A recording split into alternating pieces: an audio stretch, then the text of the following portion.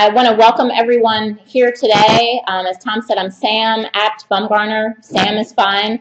I'm actually with UNC Charlotte Extended Academic Programs, and we're so glad to have you here in our building with us today. And thank you for your patience. I know parking may have been a little difficult this morning. There are a lot of things going on around our building.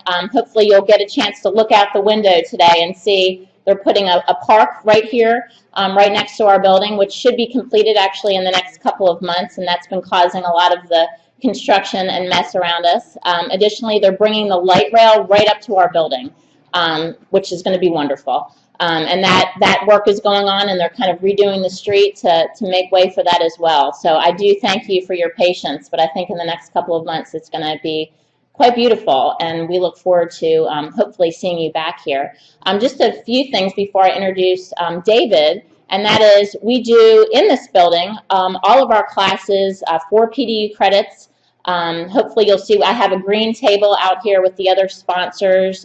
You can come out and get either a brochure or information about our classes. We do project management certificate. All of the courses within that carry PDU credits. Business analysis certificate, business process management certificate. All of those courses and those certificates carry PDU credits. So you can kind of double dip if you'd like. We do a PMP exam prep course, and then we just started Lean Six Sigma certifications, all that carry PDU credits. So hopefully you'll be interested in those. Again, all the courses that we offer are held in this building, so it's nice you already know how to get here. And just keep in mind, especially for our certificate programs, because you are a member of PMI, you do get a 15% discount on all of those classes. So make sure you take advantage of that. With that, I'd like to welcome David Gill. If you'll indulge me, I usually just try to memorize a few lines of people's bios and just go from there, but there was so much I wanted to say, I just thought I'd have to print it out, and I'm going to read a little bit. I usually try not to do that, but David Gill is Mockler Phillips Professor of Workplace Theology and Business Ethics and Director of Mockler Center for Faith and Ethics in the Workplace at Gordon Conwell Theological Seminary, which is in Hamilton, Massachusetts. He's also Principal of Ethics Biz Consulting. Dr. Gill is an expert in organizational ethics and has served as a university and seminary professor of ethics for more than 30 years. He's a graduate of the University of California, Berkeley, where he received his BA, San Francisco State University, where he received his MA, and University of Southern California, where he earned his PhD.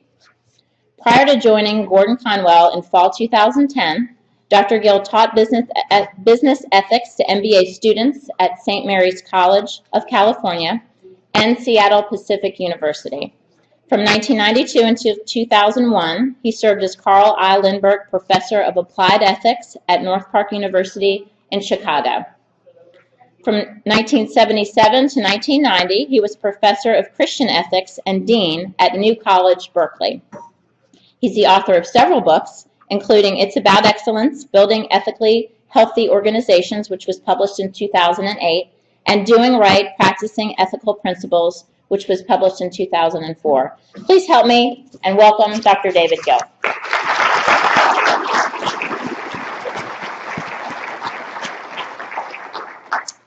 Good morning, everybody. Make sure I know how to, oh, look at that. Well, it's great to be here with you, and I am here partly because Joseph Griffin was one of my doctoral students, and his doctorate is on developing a kind of interdisciplinary approach to project management. I'm teaching in a theological school, interdenominational theological school up in the Boston area right now.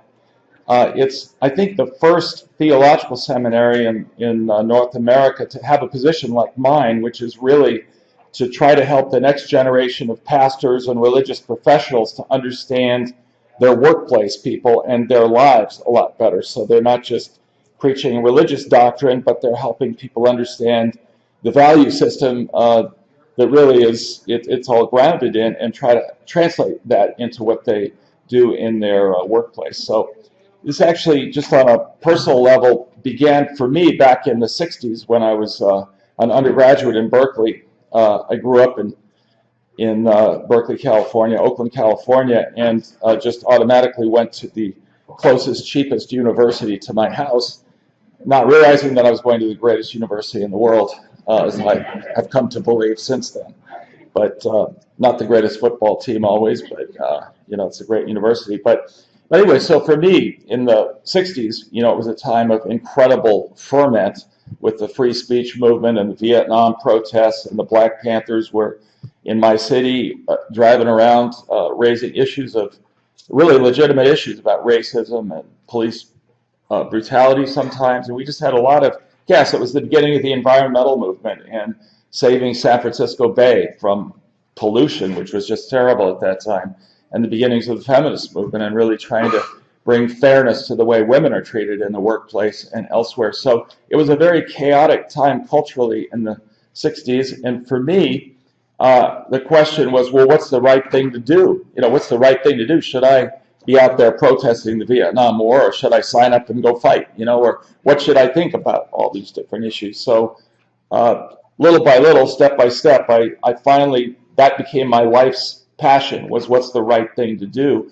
And having grown up in a sort of passionate, committed Christian family, I always connected that to what does my Christian faith bring to the table out in a pluralistic, diverse world like this? What's the constructive thing that I have to contribute to thinking about what's the right thing to do when not everybody else is a Christian, and how are we going to work together on these things, and how can the church be more effective? So I've spent a lot of my time writing books and thinking about it and teaching in theological seminaries, but I never believed in just Christians go huddle off by themselves and just be this little holy huddle on the side. I always felt like if this faith means anything, it should be practiced out there in the world. I think, Jesus said that too, just like I've been sent into the world, I sent you into the world, not up on the hill to hide by yourselves or something. So, and my family was like that. My dad was a businessman. So I've always wanted to know what does it mean to do the right thing out in our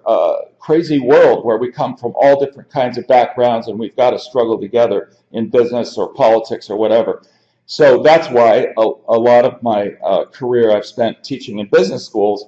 I never wanted to just stay in the theological world by itself. So I've been this kind of bridge character going back and forth, between the theology. And Joseph has a lot of the same kind of instincts in his own background. So he did a doctoral degree with me up there in Boston, trying to develop this interdisciplinary view of what is project management all about. Anyway, so I've done a lot of this, academic kind of stuff, but I also, one other thing is I never really wanted to just be an academic. I jumped through all those hoops as an academic, but I never believed, for example, that I just want to teach theology to theologians and argue with them. I want to go teach it in a church and see what happens there, where real people have to understand this stuff, including kids.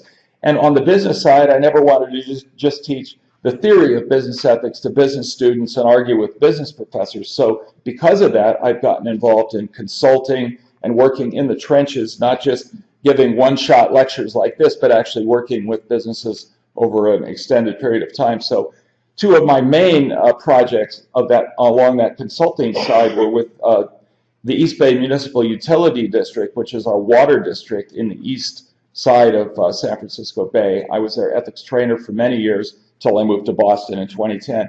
And then also the real star company in my past is Harris & Associates, which is a medium-sized construction and project management firm in the San Francisco Bay Area and around the West Coast.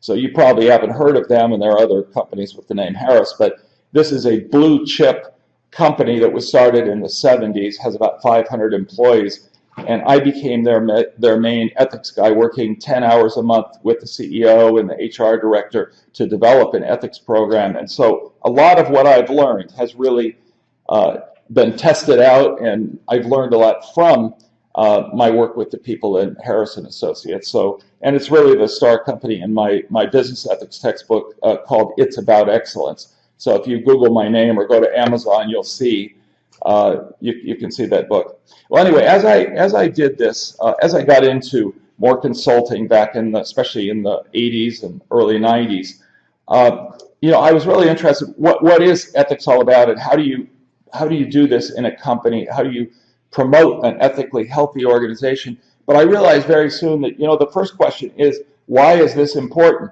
Because it's all well and good for me to talk about a great ethics program, but people need to be motivated to see why this is important. Employees need to understand this. Our business partners need to understand why is ethics important. And that's where this argument started to get formulated. I need to have a case to make, and we need to have this case in our own heads when we're dealing with our clients and our employers, our business partners. So that's what I suggested to Tom Gray, to whom I'm indebted also for the invitation to be with you. So that's what I'm going to talk about this morning is 10 good reasons to manage a project in an ethical manner. Or I could also say this is also 10 good reasons to run a company in an ethical manner, or any sort of organization. So what is an ethical business is the first question that I think we need to ask. So we need to know, what's the objective here? What does it mean to manage a project in an ethical manner? Well, the simplest way to put this is to say it's to do the right thing. We're asking, what's the right way to treat our customers or the environment or whatever, and not just the legal minimum. So sometimes, especially if you're working outside the United States, you may be managing some project where they don't have environmental or labor laws, and so you could exploit people and dump your crud in their water supplies, and it would still be legal, but that doesn't make it right. So to run an ethical business means to always ask, what's the right thing? And there may not actually be a law, or actually the law may be not a very good guide to what's right. So we want to ask that. And the other big question, of course, is the profitable thing. Because when we're running business, we've got to earn a profit, or we're going out of business. And we're in this to try to make some money. But we can't just say that's going to drive everything. And every decision depends ultimately on how we make as much profit as fast as possible. That's what's led to a lot of the unethical problems, like the Volkswagen thing that's going on in the news is a good example of making more money by cutting corners on ethics. So doing the right thing, not just the profitable thing. And also the lamest excuse in the world is we're just doing what everybody else does. Yeah, but what everybody else does might be what's messing up our whole world and our industry. So we've got to say, no, I want to do the right thing, not just what everybody else is doing. I flew down on U.S. Airways, about to become American, and I actually kind of like U.S. Airways. But I'll tell you, I love Southwest Airlines, because Southwest Airlines has been the outlier in the airline industry in the United States. They don't do it like everybody else does. They try to do the right thing in the way in which they pay their employees, the way they treat their customers, the way they interact with each other.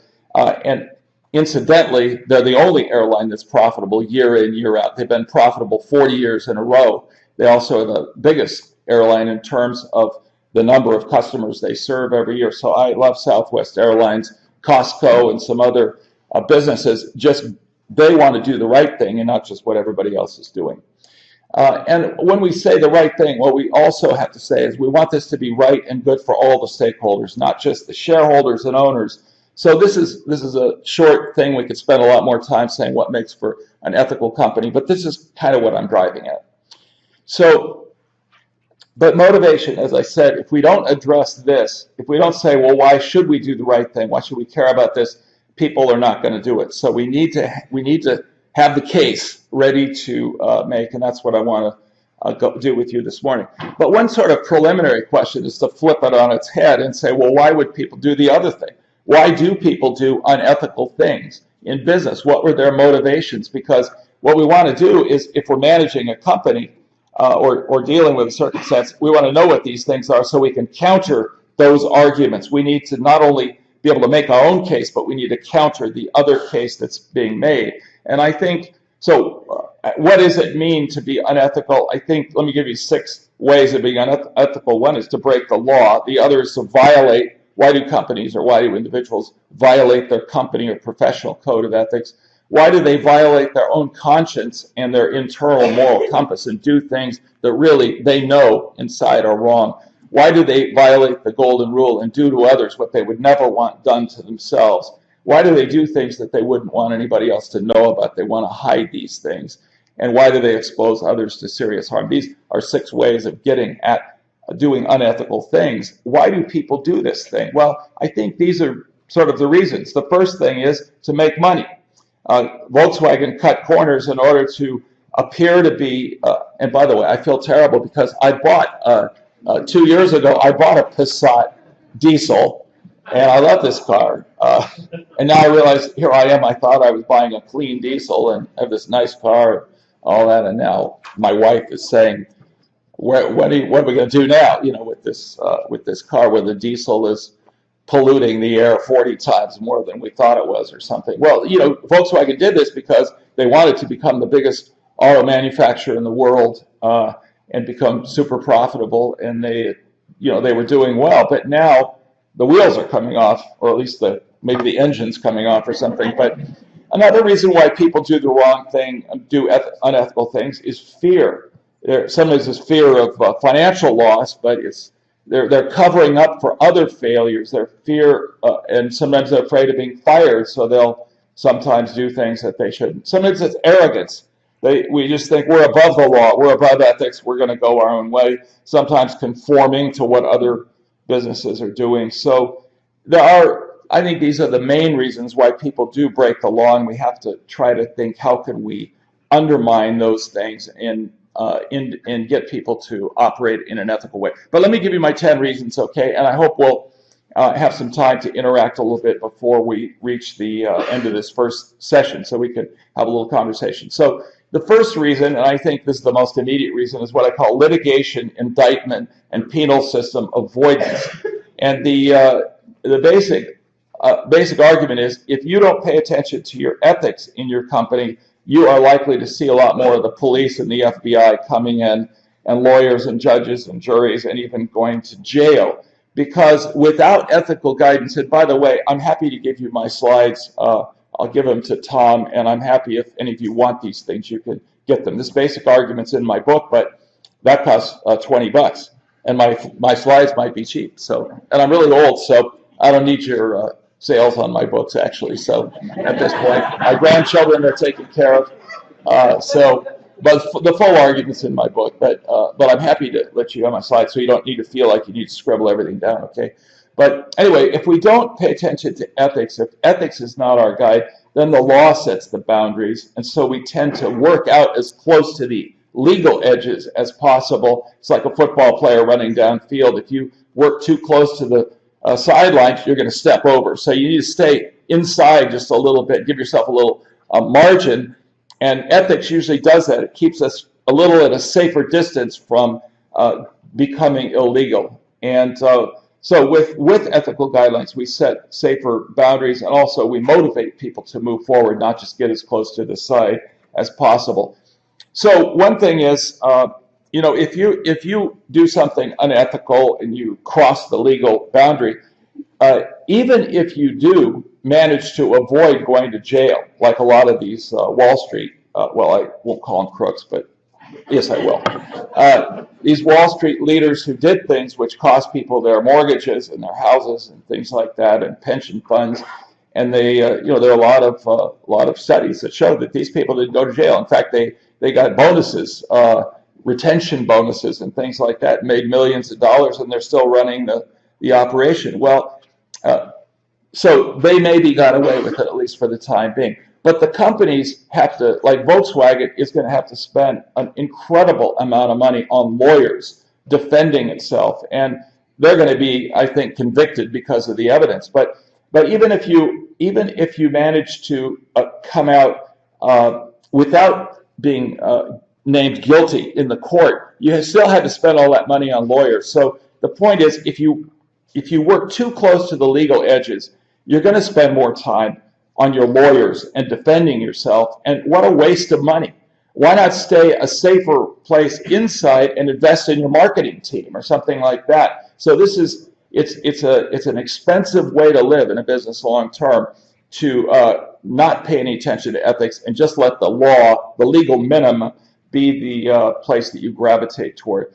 And the secondary impacts are that your customers are not going to be impressed by you if you're in court a lot. They're going to find somebody else, just like I'm going back to Toyota or Ford or something for my next car, because I don't want to be involved in a thing like that. And investors are reacting already, Volkswagen stock and things like that. The second argument is, so indictment, litigation, indictment, and penal system avoidance. That's the first reason to pay attention to ethics. The second one is regulatory freedom. This is not referring to your digestive system, but to the legal system in which we work. And the basic argument is, now this is a little less immediate. You know, the litigation thing is, you do something wrong, you could be sued or jailed right now. The regulation thing is a little bit longer in terms of its bite-back impact, but the point is that if you or your company aggravate governments and aggravate citizens by doing things that are unethical, you're going to activate the legislators and the regulators. The basic slogan is govern yourself or be governed. You know, a lot of people don't like Sarbanes-Oxley, they don't like the Dodd-Frank bill, they don't like all this regulation and gripe all the time about regulation. You know, you hear this all the time from some political people running for office, like, we got to get rid of all this regulation. Well, where'd that regulation come from?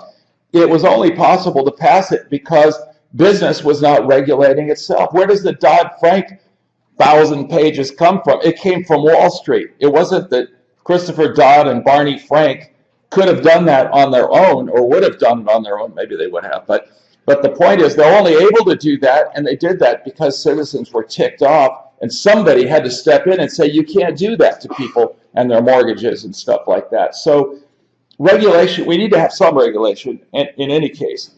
But too much regulation, too much red tape is really horrible for business. So business thrives on freedom, and it's inhibited by bureaucracy and by red tape. So we want to operate ethically in order to justify the people's trust, so we can have the freedom to operate and innovate in our businesses. So as I said, the litigation and penal system thing, reason one, that can be an immediate bite back. You can get arrested now and put in jail or indicted. The regulation thing takes a little longer, but it is an important factor that if we want to have a regulatory, clean and limited kind of environment for business, business has to set a good example. So it's us, it's our professional groups like the Project Management Institute. The third thing is also a little bit less immediate, but it certainly has a place, and that is public acceptance or public reputation. If you get a reputation for unethical operations, you'll mobilize the public against you, and journalists and reformers will write stories about you, and watchdogs and consumer groups will start paying attention, internet activists, and this won't always be fair either. But it'll happen. People will get after you. Whereas if you build a reputation for being ethical, you have public praise and a favorable press, then you have the conditions and environment that are conducive to experimentation and business success. This is what we call reputational capital. So you operate ethically and get people out there to admire you, like Southwest Airlines or some of these other companies. You have more freedom to innovate. When you ask for permission to start flying into some new city, people are inclined to say, yeah, we want Southwest here. We want Chick-fil-A in our town or something like that. So this is a very important part of this also. When we're talking to our employees, to talk about, we want to have a good reputation in the community. Because even if the community isn't our client, our paying client, that's going to help create an environment in which we're going to be able to do more things of different type. Now, environmental sustainability is also a kind of long-term thing like regulation, or even longer term. But the point is, if we harm or pollute or deplete our natural environment, we're going to undermine our own long-term. We have to breathe the air long-term if we're going to continue to live and work. But to give you a couple examples, if you're in the fishing industry and you overfish the waters, we have a lot of these kind of issues up in New England, it's going to undermine our own capacity to have a fishing industry. We need to do the right thing in terms of managing the seas and relating to our competitors if we want to have long-term fishing industry. And that has an impact way beyond just the fishing industry itself. And if you overlog, if you don't manage forests in a careful, responsible way and do the right thing, you might say, toward the forest, you're going to undermine your own capacity to have a paper business or a logging lumber business. And pollution has the same kind of thing. So pollution and depletion. We need to take care of our environment if we want to be able to live long term in this. So these four, I'll map these things out for you at the end, but these first four things are really about how as a business we relate to the external factors. So the government and the legal system, you know, the police and the regulators and the Congress and the public out there, and now the environment. These are kind of factors outside of our immediate company or project agenda.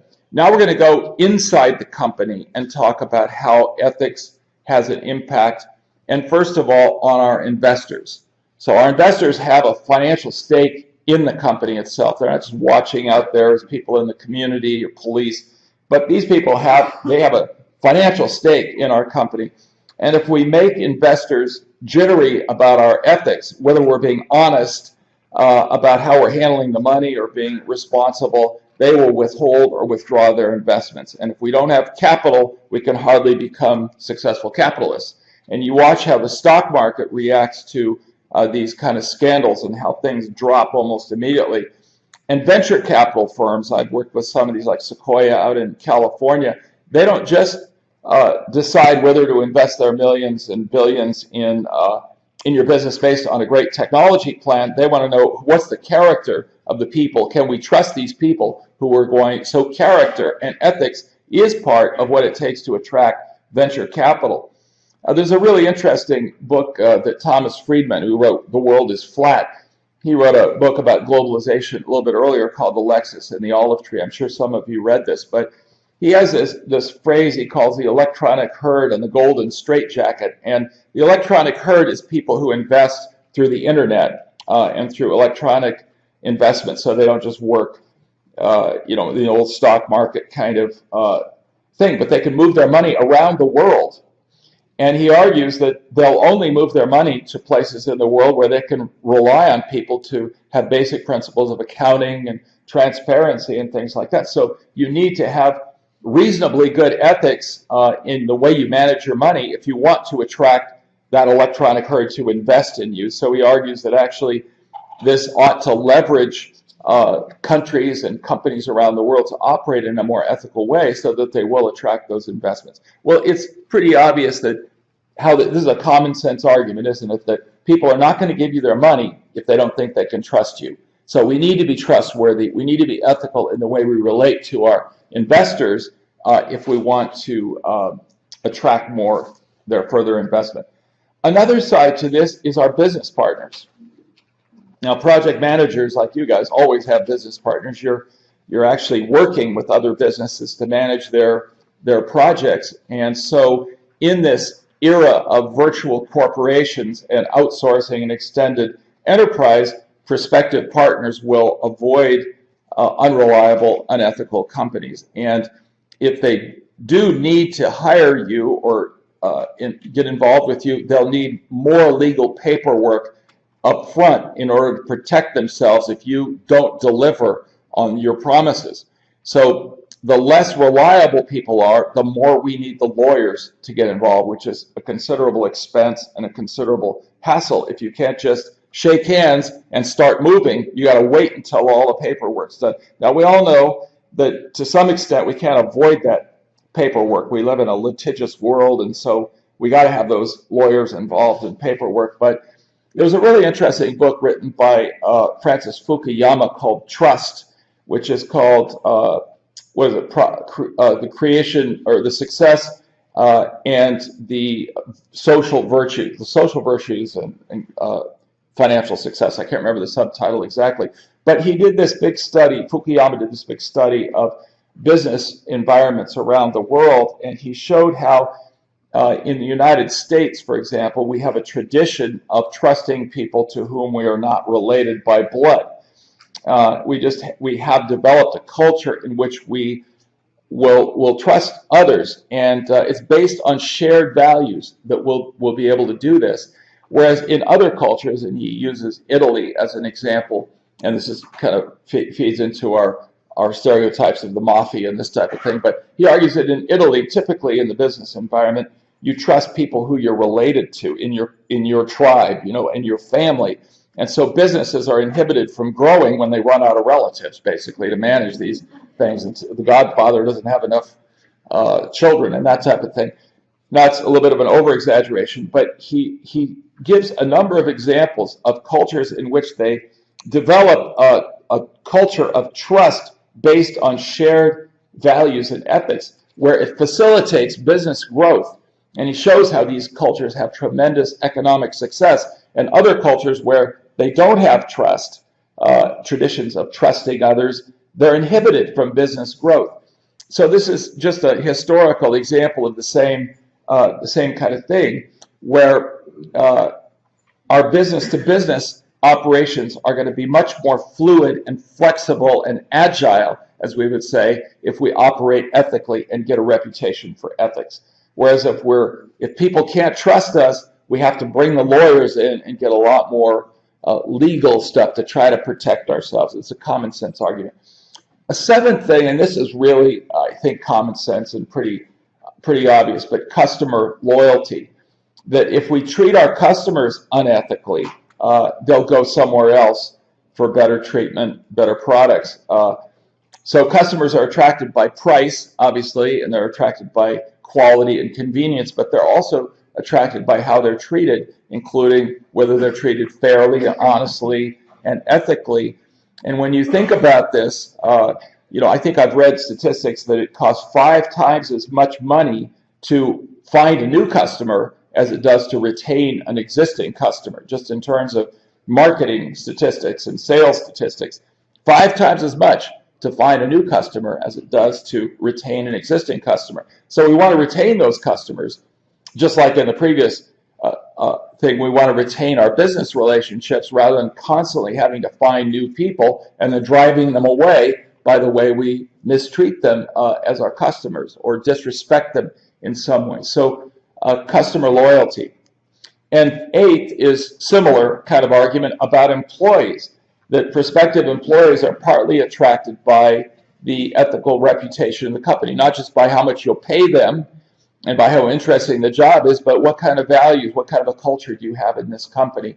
And employee motivation and performance is partly a function of how ethical the company is and what kind of a culture you have.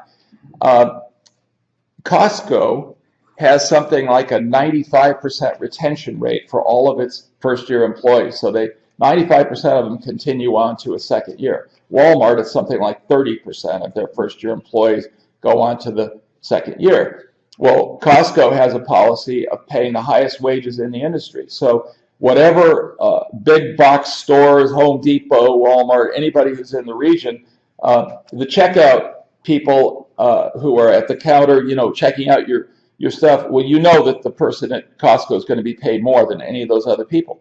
And the same thing for the fork truck drivers and everybody else. Costco just has a policy of paying the highest wages. And they're not extraordinarily high wages, but they're the best in the industry. So what does that do? It makes the people feel happier they work there, and they're not going to be out looking for another job because they know they're making the highest wages they can. Southwest Airlines, by the way, has the same policy of paying the highest for flight attendants, pilots, everything except the CEO. And that's where you see the distinction is the CEO of Southwest Airlines takes like $700,000 a year instead of $7 million a year like the legacy carriers, even though Southwest actually makes a lot more money than those other things do. And the CEO basically says it's not right to take more money than that. It's out of whack to do more than that. And the Costco CEO, Jim Sinegal, who just retired recently, he had the same philosophy. He took like $500,000 a year, which I could live really well on, and most of us could.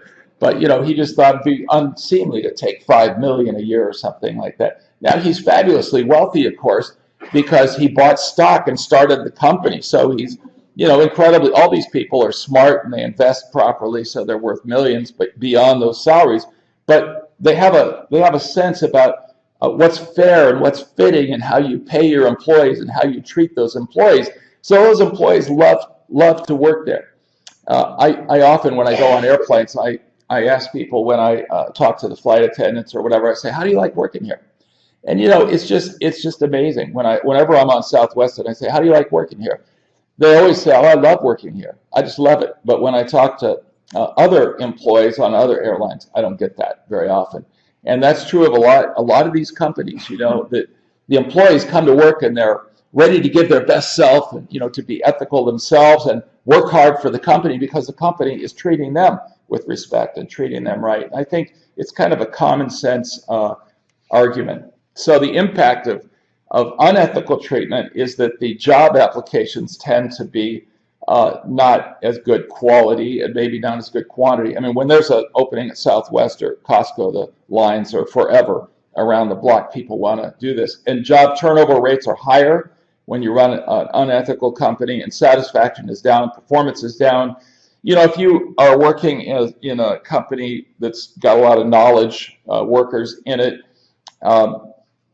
if you have a great idea and you give your great idea to your company and they don't compensate you for that innovation, what's going to happen the next time you have a great idea. You're not going to give it to your company. You're going to go off and start your own company.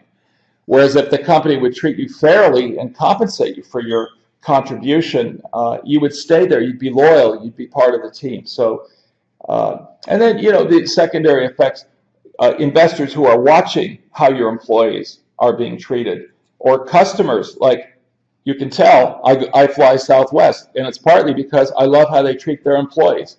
So I'm going to give them my money as much as I can. And I go to Costco. I'm not going to go to some of these other places if I can avoid it. I go to Chick-fil-A or I go to In-N-Out Burger if I'm eating the bad stuff out there in California because I know how they treat their employees. Whereas some of these other fast food places, they exploit their people and demean their people in certain respects. So anyway, the impact of how we treat our employees is incredible. So there are 4 internal factors within the company. So first we looked at 4 external factors, and now 4 internal relationships: investors, business partners, customers, and employees. And in every case, there's this common sense, but also it's backed up by a lot of studies, common sense arguments about why, if we treat people with respect and give them quality and deliver on our promises, we're going to do better in business most of the time. Now, there's 2 other what I call deeper reasons, and then I'm going to stop and we're going to have a little conversation. But the deeper reasons are, the first one I want to mention is corporate citizenship. The citizens, individual citizens of a nation or a community, we have rights, but we also have responsibilities. We're supposed to pay taxes. We are supposed to, contribute to our society and our country and our community, and we're not just here as takers. Citizenship is a two-way street, and that's the same thing is true for businesses. That businesses are citizens. They're defined sometimes in the law as persons. This is kind of weird, but corporations are defined as persons in what's the 14th Amendment or something like that. And so corporations actually ought to do right by the people whose lives they impact, and do right by the community. They shouldn't just be takers and sponges sucking the life and what have you out of a community. They ought to be giving back. It's a deeper reason about the very nature of citizenship that corporations ought to be ethical because they're granted these rights and privileges to operate by the society. I love how David Packard, one of the founders, Bill Hewlett and David Packard founded Hewlett-Packard back in the 30s. This is what I call Hewlett-Packard BC, before Carly got a hold of it. But I'm not going to be political at all here. But I'm just going to tell you how much I used to love Hewlett-Packard, out there. They were like the model of a publicly traded great corporation. And if you ever get a chance to buy this, it's just a little book, The HP Way, that David Packard wrote in 1995, just after he finished his leadership there. But he says among the Hewlett-Packard objectives that Bill Hewlett and I set down was one, recognizing the company's responsibility to be a good corporate citizen. This means being sensitive to the needs and interests of the community. It means applying the highest standards of honesty and integrity to all of our relationships with individuals and groups. It means enhancing and protecting the physical environment and building attractive plants and offices of which the community can be proud. It means contributing talent, energy, time, and financial support to community projects. And it's a wonderful description of the 7 aspects of the HP way about how they treated their employees and customers and the community around them and how they viewed corporate citizenship. And as a result, all of us in the Bay Area, we loved Hewlett-Packard. Let me just give you one example. Back in the 70s, early 70s, Hewlett-Packard, like a lot of the electronics industry at the time, went through a big downturn. And they lost a huge amount of their business for economic reasons. And in that time, Hewlett-Packard needed to lay off 20% of its workforce. But instead, all of its workforce took a 20% pay cut and worked a 4-day week for a while as they made it through. They all worked together. They all took a 20% pay cut, including Hewlett and Packard. The co-CEOs took a 20% pay cut, and everybody worked a 4-day week, although you know they were not working a 4-day week to get out of that mess. But they took a pay cut just like that. In World War II, actually, Bill Hewlett was drafted by the United States Army, and he went over and fought in Europe as an infantry guy. David Packard was 6'7" and had perennial back problems, so he was 4F and couldn't be drafted into the Army. So he stayed back and managed Hewlett-Packard, smaller company then, but still significant, during World War II, while Bill Hewlett was fighting as a buck private over in Europe. And while he was there, David Packard lowered his salary to the level of a buck private in the U.S. Army to be equal to what his co-CEO and founder was doing. You talk about, CEOs, we have to do this, we have to take these big bonuses and things like that. That didn't used to be the case, and it isn't the case actually today. But just an example of the way of thinking about values and relating to a company and what corporate citizenship is all about. I mean, that's going way beyond what most people would do to exercise your citizenship, but it certainly was impressive. And then the last argument here is what I'll call honor, pride, and conscience, where being ethical isn't just about making my business run better and having better customer retention and employee performance and things. Those are all great things, but it's also about who I am. What kind of a person am I, and what kind of a team and a company do I have? Do I like what I see in the mirror? Do I like who I am? Is my conscience clear? Do I feel great not just about what I accomplish, but how I accomplish these things? And when you're able to achieve success or survive difficulty without cheating or compromising your ethics, you sleep well at night and take pride in what you've accomplished.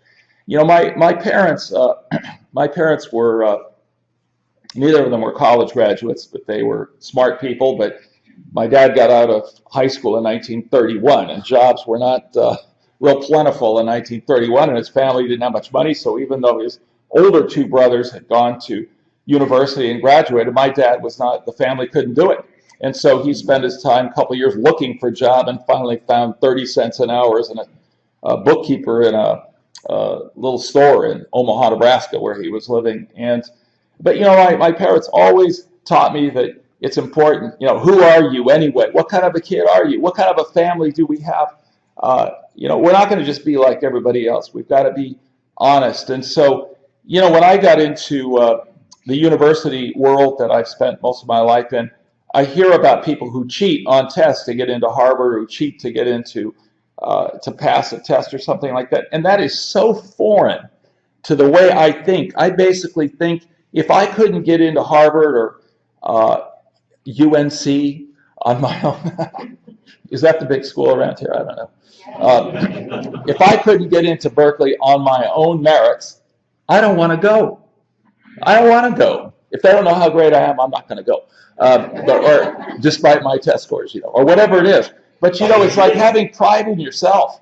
If I can't make it on my own, if I can't win a race without using performance-enhancing drugs, I don't want to win it. And if I can't run a great business ethically, I don't want to run that. I don't want to be a business success. So where is that kind of character where you want to wake up feeling great about who you are and what you did and your integrity? And when at the end of your life at your funeral, when people are making all these laudatory comments like like my introduction this morning. I don't want people talking in the parking lot, yeah, but what a bastard he really was, or something like that. No, I want them to say, yeah, he was the kindest guy I ever had. He was so honest. You want to have a life like that, where you have a legacy like that, where people talk, will be influenced by the good things that you did, not by the people who you were able to free from all of their financial assets and stuff by tricking them out of it or something like that. By the way, on funerals, I have to tell you my favorite. Yogi Berra just died, and one of our greatest philosophers in America. And I always loved his statement that he said, "You always need to go to other people's funerals, or else they won't come to yours."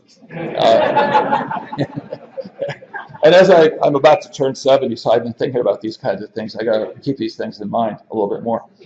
But anyway, so honor, pride, and conscience. And here's, most famous business writer in the last 50 years is Peter Drucker, not Jim Collins. Jim Collins is maybe second. But Peter Drucker said the rules are the same for everybody, and the test is a simple one.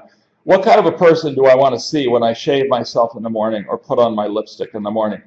Now, when I read this first, I thought, well, yeah, what do I want to be like when I'm putting on lipstick in the morning? But that's because I'm from the San Francisco area. But then I quickly realized, no, when I shave in the morning, actually I did. But, honestly, seriously though, what kind of a person do I want to be when I see who I really am and what I've become? And I want to be a man of integrity. I want to be a man who works his tail off, but I want to be somebody who's kind and a good father. And I want my employees, when I've been a dean or a president or whatever, I want people to respect me because of how I treat them and the kind of example. And I think that's a powerful reason. Even if my business goes in the tank, I still have my own integrity and my own impact on other people. So this is the last slide. This is kind of mapping out what I suggested, where that orange kind of thing at the top is kind of how we relate to the world outside of the business. So we want litigation avoidance, regulatory freedom, public acceptance, and environmental sustainability. And internally in the company, we want our investors to be confident. We want our partners to trust us so we can be agile and move quickly. We want our customers to stick with us and recommend us to their friends. We want our employees to be honest and be ethical and love working as a team and love working for us and bring their best self to work. And then the deeper reasons are I want to be a good citizen. That's part of being a good citizen, and I also have my own heart and my own conscience, and that's the argument. 10 good reasons. Thank you very much.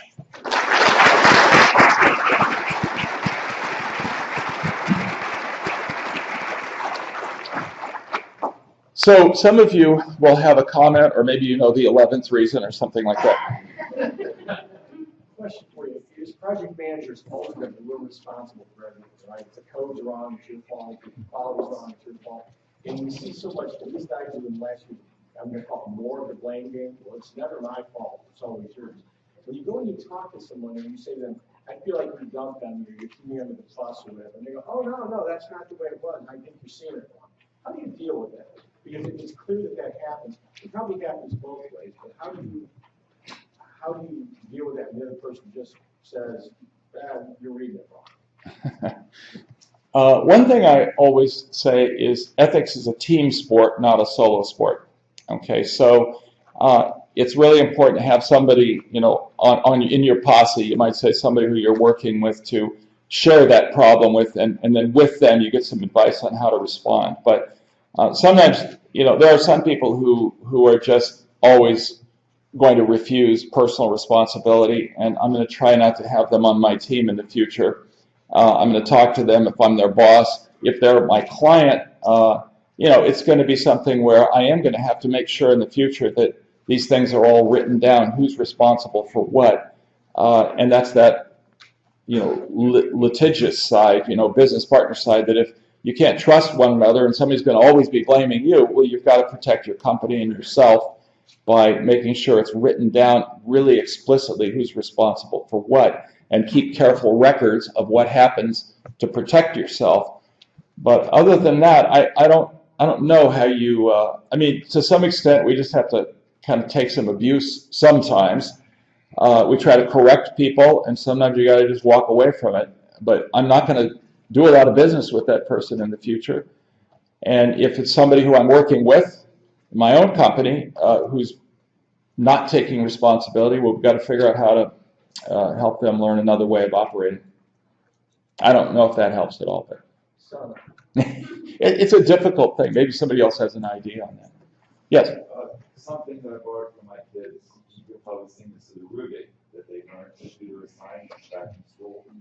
And we got into control issues where sometimes you want to consider people maybe even though you're not going to call it ethics, they didn't quite understand what the performance parameters should have been, or considerations you should have put in the decision factors. So sometimes we'll write up our commitment to correction that problem, be open with it within the team. And there, we're just trying to call for the ethic response so that everybody continues to work together. And then, unfortunately, if they still don't perform, they signed off that they would, and have some action to be taken against them, or continue the argument. But it's like you mentioned earlier, it's that team sport. And I'm trying to blind everybody in. But that helps. It's something we want to do that. Okay, up in the back. Yes, excellent presentation. I apologize for my voice. I don't have a sore throat. There was a lot of emphasis on salary, and I get the salary and the motivation of Costco. It's one of my favorite stories. But studies have shown that salary is not always the motivator to get that 90 to 95% retention that they spoke of. Case in point would be the military. The military gets very low salaries, and you speak to military folks who go to Iraq and all the tough places in the world to defend our freedoms, and they'll come back injured, and they can't wait to go back. And they're not motivated by money, because if they are, they've made a serious error in judgment. So how do you motivate then folks? And you're a small company, like I'm a small company, I can't pay the large salary. I'm competing with guys and gals who are giving larger salaries for the same talent. So how do I motivate them to stay with me and maintain that 90 to 95% retention rate? So the next chapter in my book is about mission and purpose in organizations. It's a great comment you just made. I think that really the key is mission, and the mission cannot be just to make more money for me. That's important. We need to be able to pay our bills and provide for others, and we'd love to be able to make enough so we can really have a life of generosity as well. But you're absolutely right. It's something deeper than that. It's something more than that for most people, and that is, I think, where we think about purpose and the mission of the company. Why are we coming together here? Why don't we just stay home and work on our own? Why do we come together on this team in this company? And that's really the number one priority of a CEO or a leader, is to try to be a guardian and a herald of the mission of the company. And I have my own theory is that there are two basic things written into every human being's DNA that we need to tap into. One of them is the opportunity to be creative and innovative and make something good or beautiful, build something good and beautiful as part of our daily work. The other is to fix something broken or heal somebody hurting, you might say. So it's kind of two sides of the same coin. One of them is to invent or create something good, and the other is to repair something broken or help somebody who's hurting. I think I wish I had more time to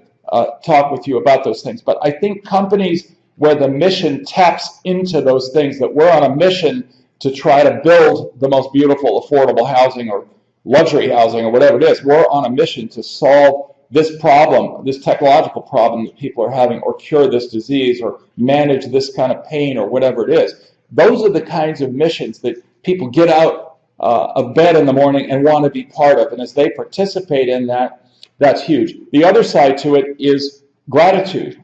And it's being able to express to people gratitude. I mean, we do things, we don't get paid. I've never had high-paying jobs in my life. I've been a teacher, an academic, And so But what I live for is I live for the look on my students' faces or my colleagues' faces when they smile at me and say, thank you for what you did.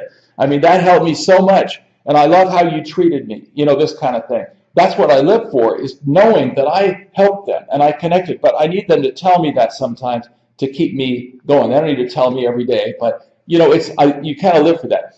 One really interesting, I'm sorry, I'm not really being paid by Southwest Airlines, but I had, actually, Joe was in a program where we were in New York City, and we did a teleconference with Dave Ridley, who was the VP of marketing, I think, for Southwest Airlines. We were interviewing him on this, and I asked him this question, Mr. Ridley, did you ever learn anything from he goes to some big church in Dallas, and where Southwest Headlines is, and I said, did you ever learn anything from your Christian background that affected the way you operate at Southwest Airlines? And he said, well, I hate to say this, but actually I think Southwest Airlines is really more those Christian values than my own church. He goes to a big mega church down there. He said, I hate to say this, but let me give you an example.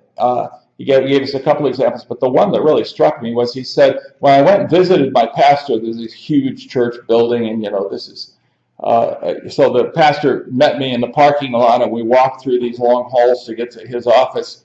And we walked down the hall, and we walked right by a Mexican-American who was cleaning the hallway down on his hands and knees, and we walked right by him to his office in the church. And he said, at Southwest Airlines, we would never, ever, ever walk by somebody doing work like that without saying to him, hey, thank you. Thank you for helping make this place look like it does. And it just really struck me. That's why that guy works so hard, is because we give him some love and respect. And we do need to pay him a fair wage or do the best we can. So I really think it's that kind of thing that makes us, motivates us. Who else has something to say? Yeah. Thank you for the presentation, Dr. Gill. It's very interesting and aligns to some of the challenges we're all facing in the field now. I don't think there's a person in this room who, if you asked them directly, are you ethical, would say, no, I'm not ethical. I don't think there's a person in this room who wouldn't attest to a code of ethics that a company has to decide. It's not a lack of intention to be ethical, but being in context-bound situations which force us to make decisions which involve a certain degree of moral conflict. So, I mean, the framework is great, but those of us, and several questions have already addressed this, it's not knowing the code of behavior, it's knowing how to enact code of behavior. And when you're in a mixed group with different values, some people have more altruistic values, some people have less. It's not necessarily easy to know how to clear to the right path, especially when you're in a situation in which is not protected by FSLA law and things of this sort. Say you're a project manager or a program manager who's on a contract. So I guess my question to you is, where have you seen the kind of governance that would provide the kind of framework for behavior that goes beyond the kind of, you'll excuse my saying, airy-fairy philosophy of being ethical, but then how do you enact it in a compliant situation? This question came up already, but I'm wondering.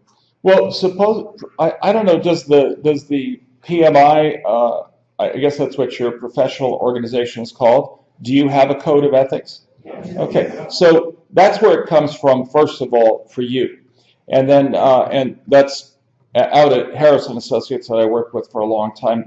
Some of them were also civil engineers, and they were members of the civil engineering. So there's actually a professional code of ethics for civil engineers that covers some aspects of building projects and safety and public, and reporting and things like that. So we have different sets of ethics that we're accountable to, and above all, I think that's why companies, like if you have a project management firm, or even if you're a sole proprietor, I think it's a good idea to try to write down. I wouldn't make it too long, but maybe a one-page. At Harrison Associates, it was like 3 pages maximum was their code of ethics and standards of operation. So basically, if you get hired by Harrison Associates you have to study that thing. And we had a program every year. We did ethics training. We wrote articles about it. I mean, I could tell you a lot more about how we try to get positive about this, so we weren't just being the ethics police or something.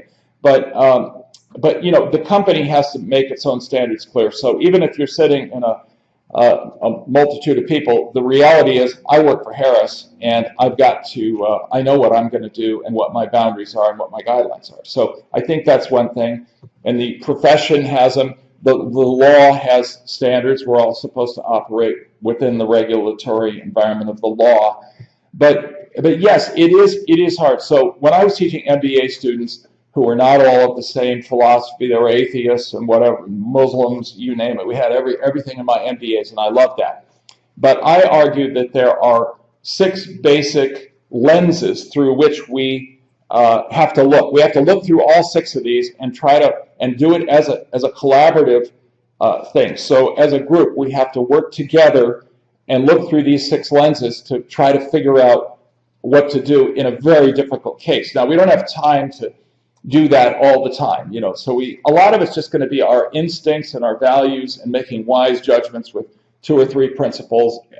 But if it's really complex and a lot is at stake, we have to back up and be a little slower. And so I don't know how to back these slides up, but when I asked why do so many people be unethical, I actually was using my little 6 questions. And so the first thing is, what does the law say?